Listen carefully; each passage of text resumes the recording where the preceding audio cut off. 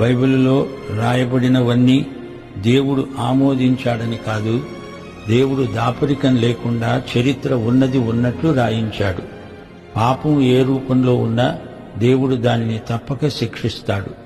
సైతాను చెప్పిన అబద్ధాలు బైబిల్లో రాయబడి ఉన్నాయి. వాటిని దేవుడు గర్హిస్తాడు, అసహ్యించుకుంటాడు. అబ్రాహాము తన దాసీది అయిన హాగరును కూడినప్పుడు ఆ చర్యను దేవుడు హర్షించలేదు, ఆమోదించలేదు. ఆ పాపానికి కలిగిన ఫలితం ఈ రోజు వరకు పెద్ద సమస్యగా పరిణమిస్తూనే ఉంది.